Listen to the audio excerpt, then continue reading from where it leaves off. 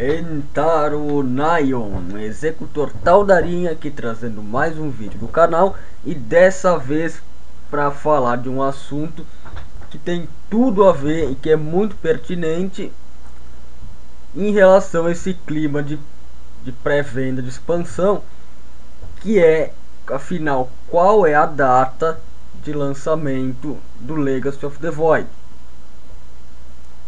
Ou melhor, quando, em que período que ele vai ser lançado. No início desse ano, uma espécie de funcionário misterioso da Blizzard, que inclusive já tinha soltado algumas informações não oficiais anteriormente, algum tempo atrás, ele informou que a expansão estava praticamente concluída no início do ano e que ela provavelmente ia ser lançada na metade do ano. Então no mês 6, no máximo no mês 8. A questão é que o tempo foi passando, inclusive a Blizzard iniciou o beta bem cedo, que fez com que muitos jogadores achassem realmente que fosse ser por essa data ali mesmo, nessa estimativa de data. Mas o tempo foi passando e a gente viu que não, que realmente provavelmente não vai ser lançado, porque se fosse dentro dessa perspectiva seria lançado no mês que vem. Isso provavelmente não vai acontecer. Então, o que aconteceu? Há algum tempo atrás, alguns dias atrás, uma empresa que analisa o mercado financeiro e aconselha os investidores, a investir em ações de determinadas empresas, ela aconselhou investir em ações na Blizzard no primeiro semestre do próximo ano, em função de que seriam lançados jogos nesse primeiro semestre, e um deles é o Legacy of the Void, a expansão de StarCraft, que seria lançada em março. Mas daí entra a questão, afinal, qual dos dois está certo? Esse funcionário misterioso ou essa empresa? Afinal, qual vai ser a data de lançamento? Bom, na verdade, de certa forma, os dois podem estar certos. Por quê? Porque a Blizzard, quando ela faz ela lança uma expansão de StarCraft, uma das coisas que mais demora para ser feita, uma das coisas que mais faz a expansão demorar, é a campanha. Além do balanceamento do multiplayer. O balanceamento do multiplayer realmente dá muito trabalho, é uma coisa demorada, mas a campanha tem um desenvolvimento muito demorado, porque é um desenvolvimento muito complexo que se faz. Então, o que se faz é que se adapta, se assim eu posso dizer, o beta teste do multiplayer em função de como está o desenvolvimento da campanha. Só que a Blizzard, ela tem uma espécie de tradição de fazer o que? Ela cria duas campanhas e lança só uma por expansão. Como assim?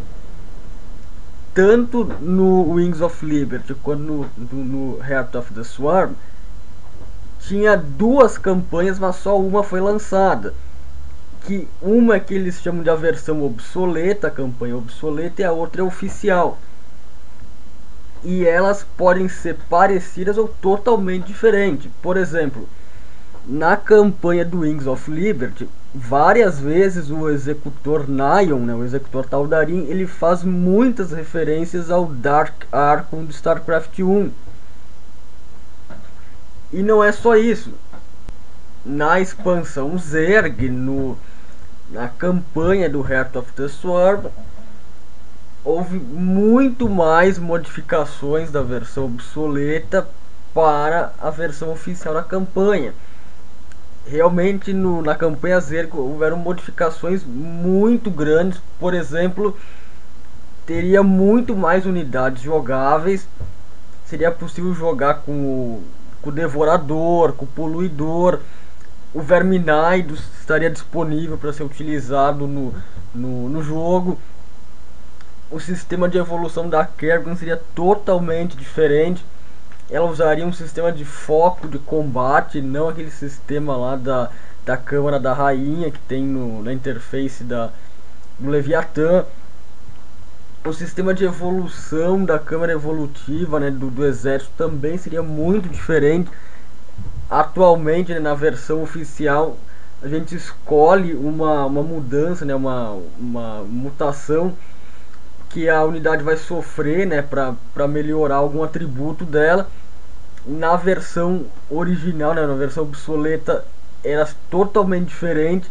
Era possível pesquisar os 3 aprimoramentos em uma única unidade, e para isso usaria um recurso chamado mutagênio, que seria tipo uma substância que os Zergs usariam para fazer essa mutação. As mecânicas das missões também seriam muito diferentes. Por exemplo, aquela missão que a Kerrigan enfrenta a expedição da Elan. Na primeira missão, o congelamento rápido ele não afetaria os Protoss, porque os Protoss ativariam escudos térmicos, escudos de energia térmica que protegeriam eles disso. Até parece que tinha um timer negativo, que o jogador perderia o jogo caso o timer chegasse a 0, que seria equivalente ao tempo para eles contactarem com Shakuras. Aquela missão onde a Kerrigan enfrenta o Narud também seria muito diferente. Ao invés de desativar templos, os híbridos iam canalizar a energia deles para fortalecer o Narud. Então o alvo seriam os híbridos e não os templos. Enfim, isso são apenas alguns exemplos de como, da versão obsoleta até a versão final, a campanha ela passa por muitas modificações drásticas, que fazem ser praticamente uma campanha totalmente diferente. Então, baseado nisso, o que dá para dizer é que realmente pode ser que no início do ano a campanha do Legacy of the Void realmente estivesse praticamente pronta, só que era a versão obsoleta do Legacy of the Void que estava quase pronta.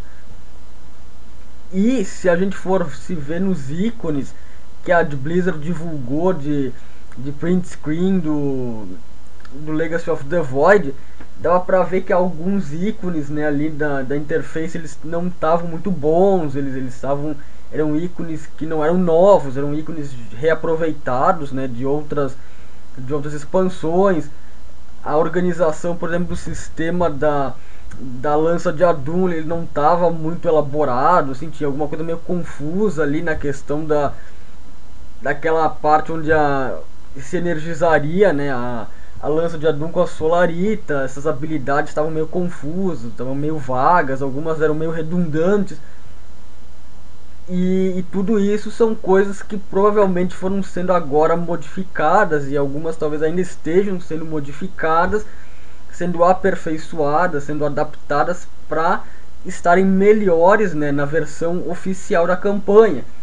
Então o que se tem é que realmente naquela época a campanha estava praticamente pronta, só que agora a Blizzard está trabalhando em cima dessa concepção original para chegar numa nova campanha melhor ainda, que vai ser a versão final.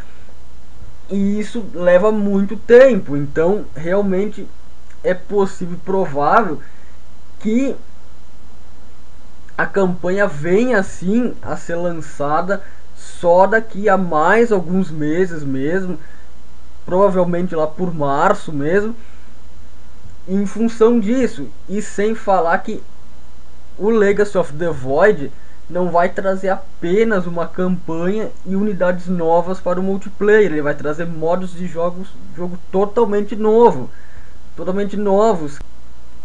Bom, mas a gente tem então, né, essa estimativa ali, né, que seria essa referência, que é março de 2016, né, no caso. Mas isso ainda é uma coisa meio vaga, né, porque, bom, é em março, mas uma data mais aproximada, né, qual que seria? Então, para isso a gente tem que analisar outras coisas, outros fatores, né, tentar deixar a análise um pouco mais elaborada. E para isso a gente pode vir para a página do da compra da pré-venda do Legacy of the Void, que no caso, né, aqui na página tá carregando, né, que aqui a gente tem que nós temos datas aqui estimando, né, e se a gente analisar bem, tá escrito pré-venda, lançamento esperado para o verão de 2015 e 2016. Bom, isso no primeiro momento pode parecer meio estranho, né? Porque, bom, o verão de 2015 já passou, na verdade, né? Se parar para analisar. E daí a pessoa pode pensar, bom, mas será que então não é o verão no hemisfério norte, né? Que daí o verão no hemisfério norte seria, ele vai mais ou menos até setembro, então ainda estaria por vir. Mas daí se a gente for para página, né? A mesma página em inglês, a gente nota que a palavra verão foi trocada pela palavra inverno. Então está dizendo que a pré-venda, né, pré-venda para o inverno de 2015 e 2016. E daí isso daqui começa a fazer mais sentido. Por quê? Porque o inverno no hemisfério norte, ele pega uma boa parte do período que para nós seria o período do verão, né?